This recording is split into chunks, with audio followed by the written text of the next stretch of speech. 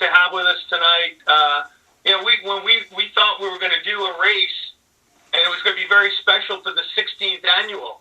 For those of you who don't know, Pat LaFontaine wore number 16 in his career, and the 16th annual Runner's Edge Main Street Mile was going to be very special. We had no idea that this was going to happen. But what we've been blessed to do is to try to make it even more inclusive, have more people come in from all over the world and participate now. And we got a chance to do this little WebEx session. And if we're successful tonight, we're hopeful that we're going to be able to do a couple more of these before the event ends on July 16th. So we're very blessed to have with us two legends. One, a Hockey Hall of Famer, Pat LaFontaine. The other, a running legend and a longtime supporter of distance events and charitable efforts in Farmingdale, New York, and that's Bob Cook. So, gentlemen, welcome you both to our first ever Courage Hour. Great to be here. Same here. So we really appreciate you guys coming on and taking some time tonight. And I guess what would be best if we could start with it, Pat, maybe you could tell us a little bit about how Companions in Courage Foundation has kind of been holding the fort down for pediatric patients during this time of COVID. Yeah, Jimmy, so it's been exciting. We've been able to donate 1,000 face shields. We've created Chromebooks. We've donated to various hospitals, created a number of numerous amounts of content to help with the child life. And one of the things that we've tried to do is our mission, obviously, is no child in the fight for life or health should ever have to go through it alone. And then dealing with this COVID, coronavirus has thrown our world upside down.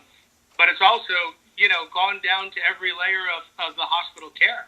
And it's affected child life care. And so by creating a bunch of content, athletes at NASA and International Space Station and the San Diego Zoo and the aquarium, we've allowed kids to have some content, still have some connectivity. One of the things I think I was most impressed with was the DX70, the video devices that we were able to donate to some of the hospitals that allowed for some of the patients that they're having a baby in delivery, they were able to still talk to their family members. As we know, the world is all about technology now, and because CIC was heavily involved in technology, we were kind of out in front, and we're able to use our technology to really help the kids that are in the hospitals, their families, the child life, and just the hospital in general. So, listen, I'm so proud to be a part of this Companions in Courage movement and the friends of Companions in Courage, and somebody like Bob Cook, who's on the line with our 16th Main Street Mile, and the legend that he is and what he's done. It's all about friends of the foundation. And it's one of the things when we started this movement, really, the Companions in Courage, it wasn't about me, it wasn't my name, it was about the kids who are inspiring us. It was what Jimmy Johnson does every day. It's how Bob Cook is supporting us, and Mark Leff, and so many friends of the foundation. And I'm just excited that we're here on the 16th. We're still doing amazing things, even under these crazy circumstances. And it's our 16th Main Street Mile coming up. So honored to be here. Well, thanks for that, Pat. And, thank you for all the work that you've done. I mean, to think that a hockey player put together something that allows so many children, 50,000 children a year, to stay connected to the outside world, and especially during a time when their parents can't get in to see them. And so you need to connect them using technology. And pretty good that an old hockey guy that's been hit in the head a bunch of times came up with this idea. Bob Cook hasn't been hit in the head quite as many times. Well, I don't know about that. 35 years, Bob has been running one of the most successful running stores in the country. You can't go to a distance event, an Ironman or any kind of duathlon or whatever, and not see people running with a Runner's Edge singlet or a jersey on. And that's a great tribute to him, his wife Sue. Bob, maybe you could fill us in a little bit on how has Runner's Edge and the running community weathered the storm. What are you guys doing? Are you able to keep the store open now? Well, what happened in the beginning, I think like everyone, and of course because I'm in the perfect age group to get the disease, we really didn't know what to do. And like with everyone, up till this day, no one still really knows what to do or where this is all going. And that's the biggest problem. So we had to close the store totally down. And luckily, we have a website, and the local people and people from all over the country, luckily, were really good with our website. A lot of people know about it. The local people know us, but we got a lot of people from around the country supporting us. And what's the website address, Bob? Website is runnersedgeny.com. Great. And this has a lot of different things on there, and that's the only way I feel that we were really able to survive. I don't know what else. The companies were good with us. They gave us expediting on all the bills because all the bills were in place when this struck. So I had bills that were due at that time, and luckily the companies would move the bills out a little bit. But again, if nobody's coming in, it didn't matter how far they moved them out. Right. But then again, you're hoping no one you know gets sick, and everybody that we know so many people. It just was a very scary thing to watch, and it still is.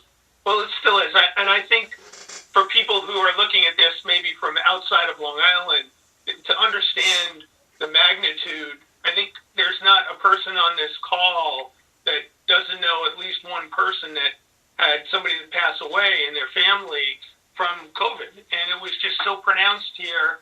And what has been encouraging to see is maybe with more people staying home, maybe more people are starting to take care of themselves a little bit in terms of health. So have you seen, you were always a very social kind of store, where people would gather for running events and things. Have you seen people still trying to do that, but maybe not start at the store, but start somewhere on a trail? I mean, because I do so many things, like, I told you I've been cycling a lot during this, and with Strava, I see a lot of people connect with a lot of people running and riding on Strava. And I see all the people on the path. The path now, I always tell my wife when I come back, the most dangerous place I ride. I've never seen so many people riding on a bike path or a running trail. The Bethpage path, on Sunday, I had to get off. It was scaring me more than the cars on the road. So I think there's a big flux of people getting out, exercising. And it looked to me that there are a lot of new riders. There's a lot of new runners. The problem with the store, though, like we have to do appointments now. That's what they opened it to. So people can't just wander into the store to buy shoes. Can't really sit there and chat with them much. So it's, but I think down the road, we just saw one of the salesmen today, and he thinks down the road it's going to be great for the whole industry. So I'm hoping that's the case. Well, I'm just one customer of yours, but early on, I needed a new pair of running shoes, and obviously nobody could go out. The store was closed. So I went online and I bought a pair of running shoes. And then about 3 hours later, there was a knock on my front door, and there was somebody from the store, from Runner's Edge, at my front door delivering my shoes. I was like, I guess maybe I'm somebody special, or if you give that kind of customer service, you're going to keep people happy for a long time, Bob. So great job. No, thank you. Yeah, we're trying to do as much as we can with that. So it's awesome. Now, the two of you have been together for 15 years. Maybe you could tell me how this all came about, this friendship and relationship with Runner's Edge, and then maybe share a story or two of events and some of the people that we've had the opportunity to meet. Well, it started out, Mark Leff, I know, is in Mindy Davidson, along with Craig and Eric and the whole crew there at Runner's Edge. And we've had great teams that have helped put on events, and obviously Bob as the leader. And if you can get a pair of shoes delivered in 3 hours after ordering it, you know they're doing something right. Otherwise, he knows you need to start running, Jimmy, one or the others. You know. But it started really, we created some synergies around, Runner's Edge, an unbelievable community right there in Farmingdale, Main Street Mile right down the middle. It's for families, and it's engaging the family to start off a wonderful weekend during Labor Day. And we were able to create this kids race, and then obviously a women's race and a men's race. And I think the most important thing is Mark left timing the trains in Farmingdale, so that I think we've had one incident in 15 years, but everybody was okay when I say that. One of the trains came through at a different time, but I have to tell you, it's amazing when community comes together and supports a cause, and then obviously a local establishment, and many of them, because we would go afterwards to the Nutty Irishman or the Croxley Ales, and we had the spittoons playing, and we would celebrate. But the sacrifice of everybody coming together to help kids in children's hospitals for Companions of Courage, and it was the local volunteers too. I know the fire department, the police, all the volunteers from Runner's Edge who helped put on this event.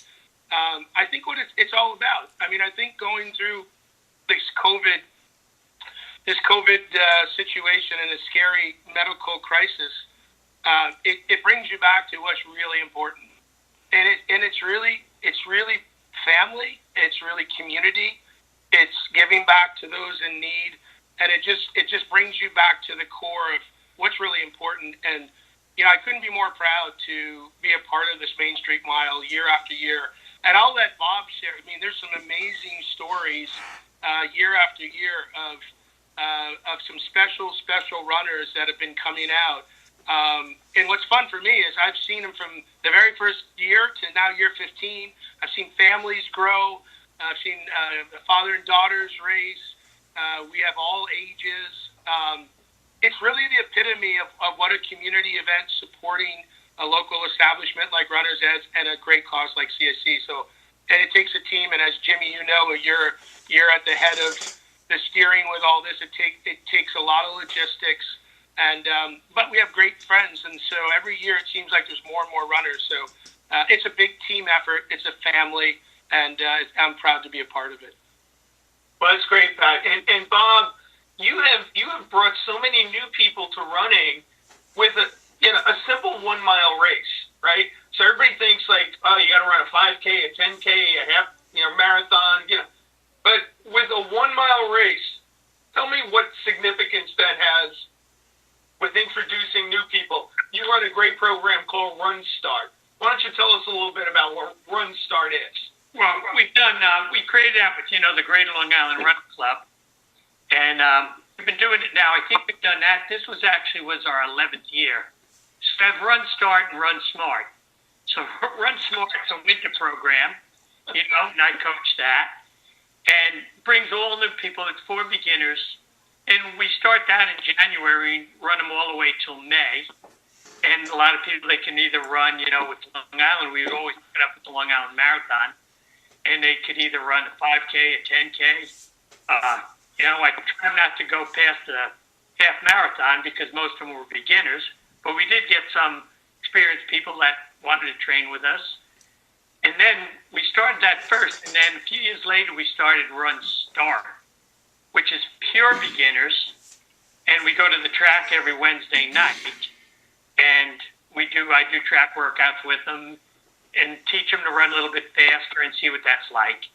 And that worked out really well with the mile race because we would get them all come to run the mile.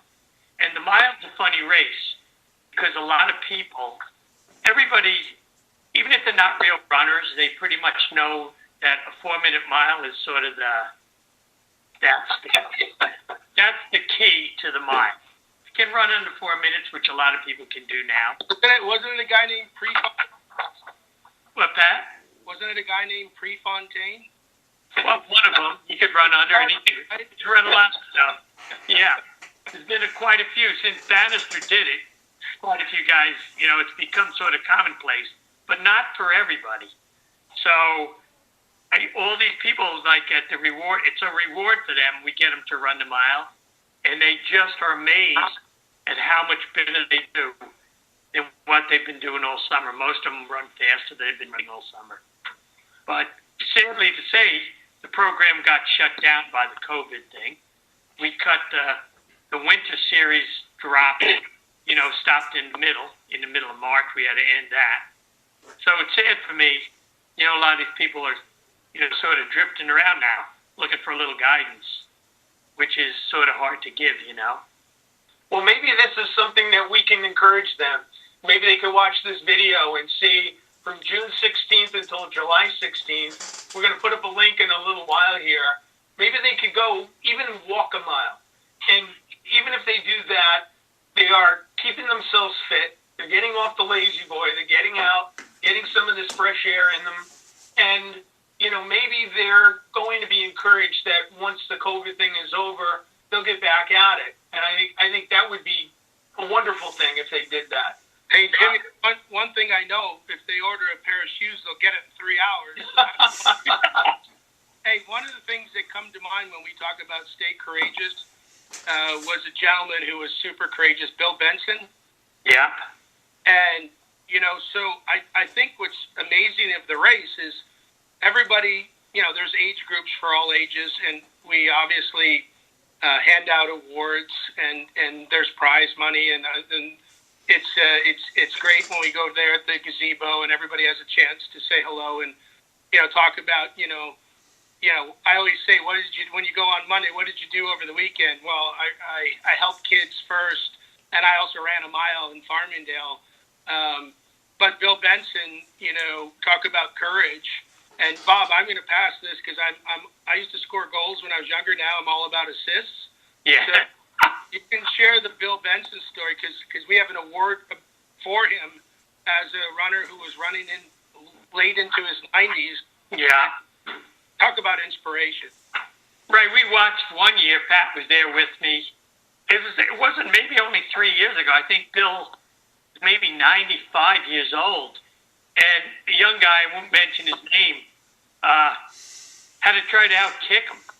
But Bill came on down, and just to see the smile on his face, and he was such a nice man, and that's a man that totally enjoyed running, but understood why he was doing it, And, I've known a lot of men like that through the years. Some of them sadly have passed away, but they all understood how running can help. Of course, it's good for yourself, but you also can help so many different causes with this. And you've done great. Companion's Courage to me has been spectacular. And I never could leave it because I was always afraid I'd get hip checked by Pat. Better hope I don't have a stick with me.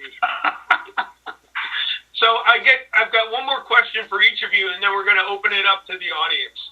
So, Pat, the question posed to you, what's a hockey player doing running? You guys are good cyclists, and you could do that. Have you ever run a long-distance event? Did you ever run a marathon? I have, Jimmy. Thanks for the question. I didn't do a lot of running, actually, until I retired because we were anaerobic athletes. So we would be sprinters. So some of that training, but long-distance running, no. And I can tell you that Companions in Courage and these courageous, inspirational kids, for what they go through, we say that, to be out a day of exercising, it's an easy day, no matter how hard it is, because in a hospital going through what some of these kids go through, that's a tough day. And it actually pushed myself to do probably, I would say, a good 8 or so marathons and 6 Ironman and probably 20, 25, 100 century mile bike rides. And Jim, Bob, you'll like this story. The first Ironman I did in 2004, Jim came back and he said, I've got good news and bad news now. My knee's hurting. I just did 13 hours and I'm icing all over. And he says, the good news is we raised like almost $50,000. And that's why we did it. I did it for the kids because personally, I didn't need to do it for myself. In fact, when you get sore out there on the course, your motivation is really just doing it for a higher cause, a higher power, and the kids were the inspiration. But then he said, I go, so what about the bad news? He goes, oh, I signed you up for next year. I know. Thanks a lot. So I ended up doing 6 and 5 years. But you know what? It's just like what we do with Runner's Edge in Farmingdale and the Main Street Mile. It's special, and we raise a lot of money for the kids. And Bob, your leadership, we can't do it without a guy like you and what you stand for. And it's and I've said this before, whether we're on on the internet here talking, your leadership and having you as part of the team really makes it special and makes it go. And that's why we've done it so long. And 16, and I hope many more to come. I hope so too.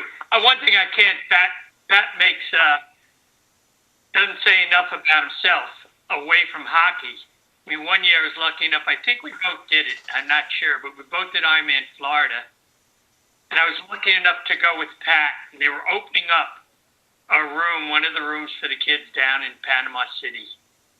And from that day on, I think about that every time I do this race, and I've told the story a bunch of times, and Jim and Pat know this, but when you saw these kids' faces when they went in that room, they didn't know where to look.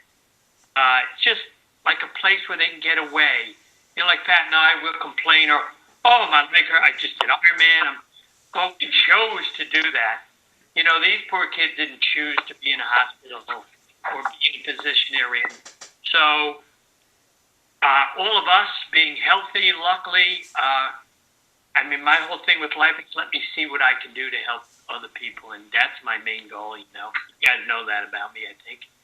And Pat, you're a real legend. I'm just a local legend.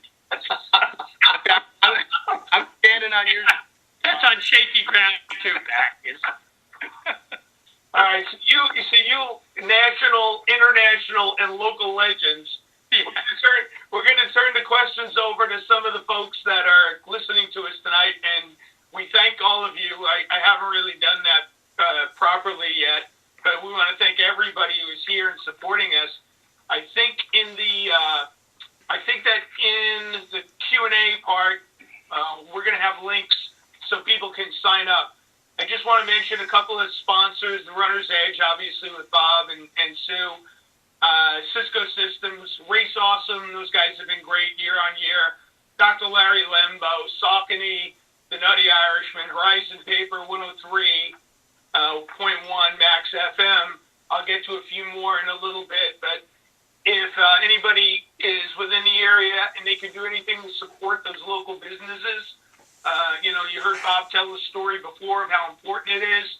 Let's keep these local businesses running, and as soon as the world gets a little bit more normal, we're all going to get out there and get back to having a proper, everybody together Main Street Mile, hopefully next year. But in the meantime, we need to keep all those local businesses going. So please, whatever you can do, and whether it's those sponsors or others, remember those little guys. We got to keep them going. Hey, Jimmy, here we say hello to the wise man. I know he's retired, but we should...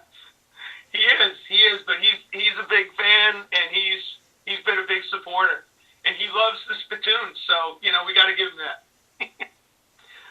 We have a question from a lady who has been an enormous supporter of CIC over many years, and she's got some personal reasons for doing that, but also she's just a sweetheart of a person, Cheryl Brown. Cheryl Brown, who's about to be a grandma in a couple of weeks. She has a question for you, Pat. She said, what would you do now to encourage young people to get involved in charitable work? And when you were a young person yourself, who inspired you to kind of roll up your sleeves and get involved in community actions? Was there a teammate or somebody in your family? What got you going? Well, first of all, I want to congratulate Cheryl on soon being a grandmother. We love the Browns, Clinton and Sophia, and obviously Clinton Seen. So Cheryl, thanks for all you do for CIC. We love you. I would say there has to be a good example. My parents always said growing up, don't ever forget where you came from, and always help those in need if you're able to. The two values that started at the home. And I have to tell you, and I give Al Arbor and Bill Torrey, the Islanders, a lot of credit, because I had a grandmother who had leukemia and a grandmother who suffered from arthritis. And when I came to Long Island as a young 19, just turned 19, all the guys, in fact, I was just talking to Brian Trottier for about a half an hour just before I jumped on here. And all of them were an amazing example, because I think it was a family, and the community was part of that family. And Al Arbor, it wasn't just one thing to put on an Islander jersey. It was, you had to be involved in the community, and it was a part of being an Islander, is to get out in the community. And I think the magic that happened was there became a love affair between the community and the players, and vice versa. And so Brian Trottier would be out doing something. He'd say, hey, kid, come with me. Clark Gillies and Bobby Nystrom, and Bobby Bourne, all the guys were involved in just giving back in something that was personal. And so it inspired me to help out early on the Leukemia Foundation and the Arthritis Foundation as a 19-year-old because of my grandmother, both my grandmothers. And as you know, it evolved until I was injured in Buffalo, and became below the surface and visited some very courageous kids in children's hospitals, and that became the story. But what I would say is that, hockey was a stepping stone to do what I do today. And all the experiences you go through, amazingly, in some crazy way, prepare you for what's to come next, whether you realize it or not, good, bad, or indifferent. And so what really happened was I didn't choose it kind of chose me. And I met these kids when I was injured, on top of having great examples of hockey players who were saying, this is what it means to be a New York Islander. And I took that with me to Buffalo. And then I met some courageous kids, and I realized, they don't have playrooms. And I started playing video games when I was getting my knee reconstructed. And as you know, it's morphed it's into the Companions in Courage. But I think it has to be something near and dear to you. And it's something that is just so much a part of my life. But I credit the examples in my life, and then the inspiration of these courageous kids. And then I realized they taught me so much about what courage means. And it prepared me through the game of hockey, prepared me to say, okay, when the game was over, what are you going to do next? And all the lessons I learned, it was a natural fit to want to build the Lions Den rooms. And Jimmy, you know these stories. And Cheryl, you've been a huge part of it. So I would say it has to be something close to your heart, and it's meaningful, and the inspiration will just come. And just to get involved in something that matters to you. And I can tell you this, I've never met anybody who hasn't done anything or given back that hasn't felt good. And as I said to Bob earlier, scoring goals was really important. I learned a lot, but it taught me that the assists are more important. And I love passing the puck and watching somebody else score. And that's my mantra. And I'm a blessed man, and, blessed to be a part of Companions Courage, one of the most biggest honors and privileges of my life. Well, it's great, Pat, and thank you for that. Our next question, and thank you for what you do. You use your celebrity to benefit those in need. And in this day and age, we need more athletes. We need more role models like you to take that role. So thank you for doing that, and having done that. You were Mary Beth for 25, 30 years. So from all of our hearts, one of the things that I always talk about when people say, suppose a hockey team moves or a baseball team, what difference does it make that they're in their community? I said, well, the home runs and the championships mean a lot to the fan base, but it's what athletes do in their free time to benefit the community. You're a kid from Michigan. Bobby Nystrom was a kid from Hinton, Alberta. Brian Trottier from Val-Marie, Saskatchewan. Eddie Westfall, from up in Ottawa, in Ontario. you guys all came here and adopted Long Island. You know, those of us that are here, we were born here, raised here, and, you know, it's second nature to us to help our community because it's our community. You guys came here, and you rolled up your sleeves as hard as anybody did. So, on behalf of all Long Islanders, I'm going to send you a thank you for what you've done to make a difference in our community and to make it the special place that we all feel that it is. So thank you for that. So, Bob, you have a two-part question, okay? This is from Mary Antonato, okay? So I think it's probably somebody from the store. He wants to know, at 71, how can I run faster? Mary, I like that question.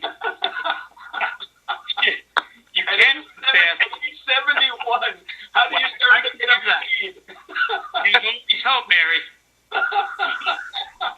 Mary, I just have to ask you. I know you can't answer me back, but I don't know if you've been running for a while, so it makes the question a little different. If you just started running, you sort of have a 10-year window, no matter when you start, where you will actually get better. If you've been running for a while, like myself, I've been running 60 years, so it's not getting any better. I'm like an old Mercedes-Benz. So, you know, they can go a few million miles, but they're not getting any faster. But if you're just starting, you can actually work at getting faster. And, you know, if you ever want to call me one-on-one, you're always welcome to do that. You reach out to me at the store. You can actually get faster. And running, I tell people this, and people laugh at this. It's a simple, sort of a Zen type of answer. Running is running. So to get better at running, you have to run more. And that is the limiting factor. So the best runners in the world, they would run more than people. As you drop down, they run less. So Pat would tell you the same thing with hockey. When he was a professional hockey player, and they practiced day in and day out, 2 days in the summer, dehydrated. I mean, running is a tough sport, but being 71 years old, you have to be gentle on yourself and take it easy, but you can actually get better. But you just have to be gentle, and, you know, you can do it. So I hope it helped you a little. I'm sure that was very beneficial, not only to Mary, but to the rest of us who are slowly pushing that upper echelon of running. Now I have an excuse. I'm so old that I can't get better. That's good. Bob, I thought you were going to say the shoes count. Well, they do. Shoes count. You just transitioned perfectly, because it's not a question. Marguerite just sent something in. That's just a story she wanted to share. She just wanted to say how awesome that Bob Cook is. She said at one of the races, someone forgot her sneakers, and she didn't have a wallet with her. And Bob said, "Don't worry about it." He went and grabbed a pair of sneakers off the shelf and came back and gave it to her so that she could compete. And this made such an impression on Marguerite and all the other people that were there, that Bob truly is about the runners first. And it's, you know, the business is a nice ancillary thing, and it pays some of the bills. But the fact that you are so committed to the running community, that's a powerful story, Bob. And thank you. Like, I thank Pat for what he has done. For 35 years, you've kept people motivated to stay healthy. So thank you for that. And thank you for Marguerite for sharing that. So, thank you, Bob. Thanks, Marguerite. Thank you, Pat. So, Pat, I got to just add something, too. Yeah. Thing, I got to say, for Pat and myself, totally different levels, but a level where we both did, Pat, I'm sure as a little kid, played hockey for when he was a little kid. We've both been able to do something that we loved. Yeah. So this is a blessing, and I think that's why both of us want to give back. I mean, that's the feeling I get. I'm sort of speaking for Pat. I'm just thinking, I'm sure that's what he feels, but it's just a blessing to be able to do what you love to do. And that would, so it keeps me in the game now. It's not like I just want to get out of this, you know. And that's the great part. You know, Bob, it's so important that you create age-appropriate experiences along the way. Because when you create appropriate experiences, and they're kind of the family events that, growing up, you develop a deep emotional connection. And you want to then give it back, and you hope to pass that on, because it is a passion. You don't spend 60 years of running or open a running shop for 35 years unless you deeply love it, love people, love the sport. But it has to have a deep emotional connection because you've had great experiences. Yeah, thank you. Definitely does. You guys are both great, and it puts a smile on my face that we can do something like this tonight and share some of the stories that are behind the scenes that most people will never hear.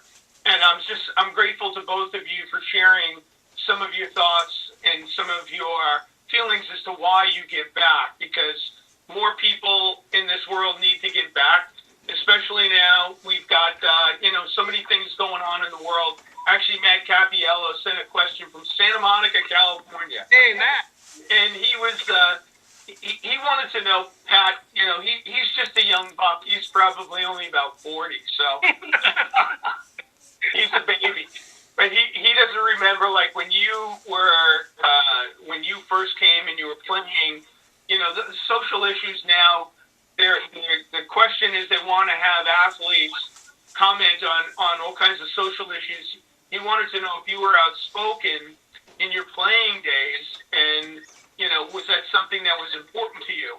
I think one of the things that you can talk about today that most people on this call don't know is that you were one of the guiding principles. You were one of the guiding forces in hockey, and not just national hockey, but all of hockey adopting the Declaration of Principles. So, maybe you could tell us a little story. So 3 years ago, I'll just read one of the paragraphs. This is from the Hockey Declaration of Principles that was adopted through Pat LaFontaine's efforts. It says all hockey programs should provide a safe, positive, and inclusive environment for players and families, regardless of race, color, religion, national origin, gender, age, disability, sexual orientation, and socioeconomic status. Simply put, hockey is for everyone. Now, you were the guiding force on this, and this was adopted by the league 3 years ago. And maybe if you could tell us a little bit about what went into that, Pat, and what was the motivation for you in particular to get behind that? Well, thanks, Jimmy. I mean, it's something that we felt there were some disconnects in the hockey world, and I always believe that the most important meeting is usually the meeting that never takes place, and we decided to have those meetings, and so we brought in the heads of every level of hockey around the world.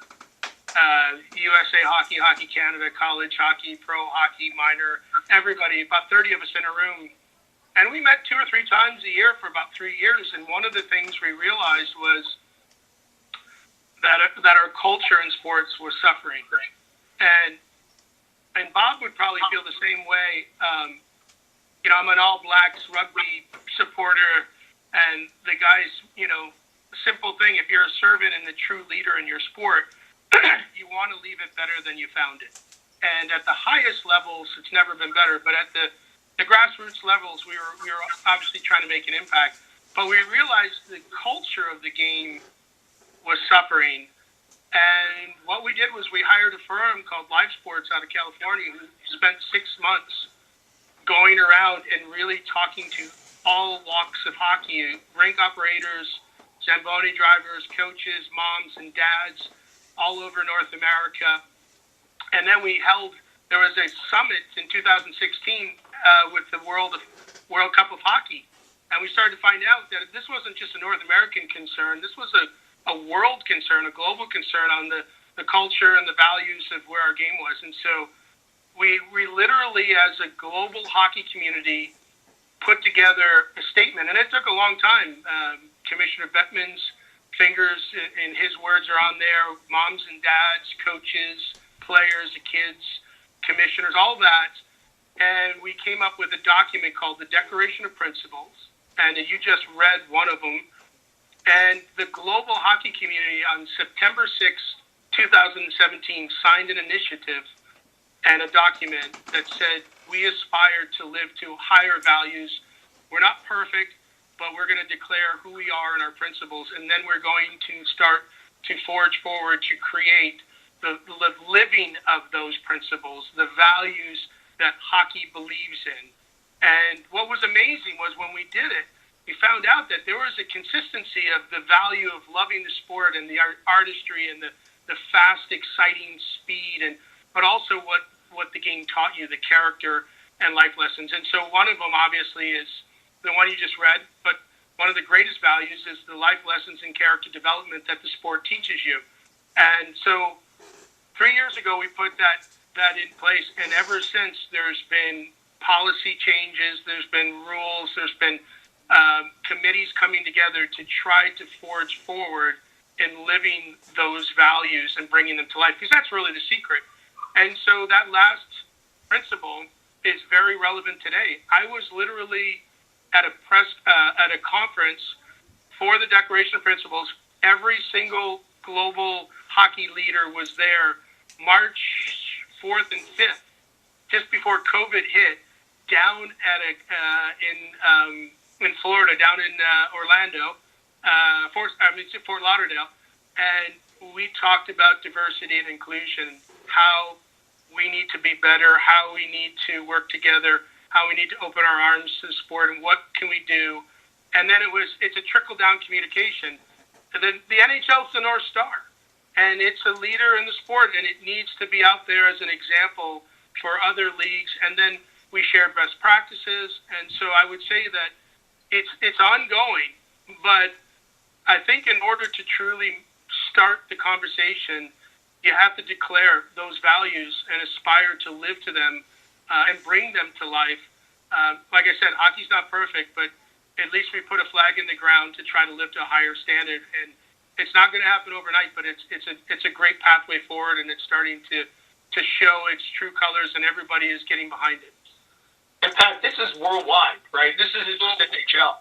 Yeah, no, the global hockey community. So the world, the IIHF, the International Hockey Federation, also signed on, and they're a part of moving this mission forward. And listen, we have a lot of work, and there needs to be a lot of listening and understanding. So the other question was, in our culture, hockey was its best players were its most humble and less spoken, and that's changing. And not to say that's a bad thing, but when it comes to important issues, just like you step up on the ice and step forward, you have to step forward off the ice too. I believe that. Well, good for you, and great thing that you did to inspire people going back 3 years. So this is long before it became, this international factor. Hockey took a step out and said, no, this is how we're going to do it, from youth hockey on, and all over the world, women, boys, girls, transgender, whatever, people can play hockey and feel comfortable doing it. And that's a big step. So thank you for... And Jimmy, I will add that one of the things that's most important, this is a shared platform. It's not the NHL telling minors what to do. This was everybody. It only works if everybody's on board and everybody's contributing. Nobody owns this. These are principles. These are values. This is what everybody believed and said we want to aspire to live by. And that's why it's important, because a lot of times you get other leagues trying to say this is how things should be. It's a shared platform. Well, it's good guidance. I hope other leagues take the lead like the NHL did and try to, further their sport and make those opportunities available to more people. We've got about 10 minutes left. I'm going to just quickly read off a few of the other sponsors. David Lerner Associates, Arizona Iced Tea, Carter DeLuca, Farrell and Schmidt, McDonald's, Anton Community Newspapers, Polar, Basilico, PR Timing, Dr. Walter Priestley, Richie Newman, Terry Bisono, and SunPower. Just to name a few, these folks have been enormously supportive of the Runner's Edge Main Street Mile over 15 years. And we just want them to know that we love them. And we wanted to say thanks. Thank you. All the support they have given us, and it's made a difference. I'm going to ask Bob real quick if you could just tell. I mean, we've been talking a lot about different things. We haven't really talked about the race. So from what I understand, Bob, and if you don't have the information, let me know. But I think there are two different kinds of races that you can sign up for this year, right, in the virtual world? I think you and Mark know a lot more about that than me. So I think there's going to be a 1 mile run. Yeah. Where on the honor system people can submit, and the thing that's important on that is that everybody that registers gets a T-shirt. It's got a cool logo. We're going to put that up later on, and it's a little bit different, but it kind of makes fun of Pat a little bit, but that's okay. Yeah. And then the the other piece is beginning today through July 16th, how many miles can you run? And, we're asking you to run, make your donation, you get a shirt. Everybody who registers is going to be involved in a raffle that is, I don't know how Alice and Mark Leff do this every year, but this year in particular, this is an extraordinary raffle. They've got all kinds of great prizes, and nobody can go door to door. But there's somehow, I don't know. I think it's all Alice, to be honest with you. I think big shout out to Alice. But they do a great job, and their daughter Emily. It's a family affair over at the Leff House, and we're so grateful to all the Leffs for what they do on behalf of Companions in Courage. So, you sign up. It's $25 registration. You get a chance to run a mile or run as many miles as you can. You get a great shirt. You're going to get an opportunity to win some of these great raffle prizes. One of the raffle prizes is a PS4 console and 7 games. Our friends Heather Simmons and Matt Capiello from Santa Monica sent that off to us with their love. And, we can't thank, Pat talked about it before. It's Companions in Courage. It is a village of people who get together, and they just love being a part of something where they can use their influence from their little corner of the world. We see all these things where people are saying, well, what can I do? I can't do anything. Well, no, you can't change the world, but you can change your corner of it. Bob Cook can get, 42 housewives off a lazy boy and outrun in the Run Start program. Pat LaFontaine could go help, 50,000 kids a year who are stuck in a hospital. Because of COVID, they can't have their parents come and see them. So he gives them, electronic devices so they stay connected to the outside world. So, consider, if you're watching this, we hope you consider joining us this year. As crazy a year as it is, wouldn't it be wonderful if we can make this bigger than we've ever had? So we typically get 400 to 500 people a year participate live in the Mainstream Mile. Let's see if we can do that online. We got the whole world is our oyster, as they say, right? We can have you participate virtually from wherever you are, and we hope that you join us. I've just got two last questions. So Bob, we'll start with you. During this whole COVID thing, if you're an old triathlete from way back, okay? So that's swimming, that's running, and that's cycling. If you had to pick one discipline out of those three to your favorite, and maybe that's changed over time, right? So maybe you were a much more effective runner earlier in your career. Maybe now you're a better swimmer. If you had to pick one of those three disciplines, what's your favorite now? Right now, I have to say, I started out as a runner, but I also raced bikes as a kid. So I was thrown into those two sports early. Swimming, that's not my favorite. And the good thing, the pool's closed, so I don't have even So now you can go outdoors, but I'm still not thinking about that. For right now, I think cycling is my favorite. I've had some setback with running, but cycling, I love cycling. You know, cycled all winter mountain bike, and now I'm on the road. So cycling's Let me interrupt you for 1 second. Karen Cotty just chimed in. She says, Bob can't swim. I swim better than her. Sure that?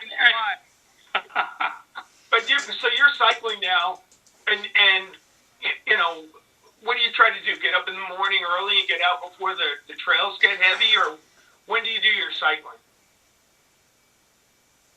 Well, being like I always, like Pat will understand this, I always was meant to be a pro. Because, you know, pro cyclists, they start to raise their breakfast. They might start racing around 11 o'clock. Then they have dinner when they're finished. So I always went for that. So I go out riding now. There was no rush. I go out riding about 9:30, you know, every day. And same in the winter, waited for it to warm up a little. You know, my friends that go out at 5:30, I always never could quite understand it. Well, we have a real job. I'm sad to hear that. So, Well, Bob, I've been very lucky with that. But no, I go out when the crowds are appearing everywhere. Well, Bob, thanks for sharing those stories. We have one last question for Pat. It was announced today that Prokhorov, who owns the Nassau Coliseum, is now going to basically turn it over to Nassau County with $100 million in debt. And I'm just curious, Pat, have you had the opportunity during, you know, this whole pandemic to watch any of the old Islander games? You know, some of them actually featured a young guy, you know, who was 16 just out of the Olympics. Have you watched any of the games, and what are your feelings about the Coliseum maybe finally being closed? Yeah, I mean, it's tough to hear that. Obviously, it's brought back a lot of memories having the Islanders, you know, play there and have great success like the old days. And then, you know, from what I understood, they were supposed to play there all this coming year, next year, before Belmont is done. So that was, took me by surprise. You know, hopefully something gets worked out, because obviously I think the other alternative is Belmont. I mean, not Belmont, Brooklyn and Barclays Center. So I think it's going to be an interesting negotiations as to how that all works out. But I have to tell you, I was on the phone with Brian Trache, you know, like I said, an hour ago, and I watched last night. I've been and listen, through all this, the medical crisis, you know, it's been extremely difficult, and obviously I know a lot of close friends that have lost loved ones, and can't imagine, you know, we've had some scares, and Long Island got hit. So if it's affected you, it's you know, it touches you to your core.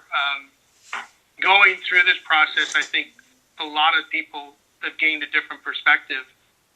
It's allowed, you know, the simplest things become, you know, very meaningful, whether it's spending time with your family, not having to travel as much. One of the things that's been really special for me is I don't think they would have ever put all these old games on, and I never realized how young I look. I think I look 15. Last night, I had the best time watching us beat the Rangers in Game 5. Knowing the outcome already made it even better. But I watched the young 19-year-old kid who just turned 19, and I have to tell you, talking with Trotter today, it brought back a whole lot of a tremendous amount of emotions, but it also brought me back to the community where it all started, and the fans, how they adored that team and the Islander logo and the team, and I had a feeling, that feeling watching and remembering that feeling, what it was like. So I have to tell you, connecting with that even as early as last night and over this time, and reminiscing about those days. Listen, it's always good to go forward and have goals in front of you, but every once in a while, it's nice to reflect on how you got there and appreciate the people along the way. It's been pretty special. Well, Pat, thank you for your time tonight, and Bob, certainly thank you for your time too. I think this has been very informative for me. I hope it has been for all of the people who joined us tonight. I think we're going to try to archive this and make it available later on. And but we want to encourage those fans, those people who watched you when you're a 19-year-old punk playing, Companions of Courage, exactly. When those fans were watching you back in the old heyday of the Coliseum, and they were watching Bob Cook in the old heyday when he was 1979-80, just starting to do his first Ironman triathlons. What I hope all those people do is say, you know what, I can get up, I can support sick kids in the hospital, I can make a difference. I can make a difference by keeping myself well. Make sure you keep your distance, make sure you keep your mask on, make sure you take care of yourself and the people you love. But if you can, at some point, get out there and help support this great event, it would mean the world to so many families. We're going to try to do this again in a couple of weeks, and maybe we'll talk a little bit more about some of the very specific families who have benefited from Pat's work with Companions of Courage. And we just want to tell everybody, until we see you again, please be safe, please be well, and thank you for supporting the 16th Annual Runner's Edge Main Street Mile. Take care, everybody. Thank you, guys. Thank you.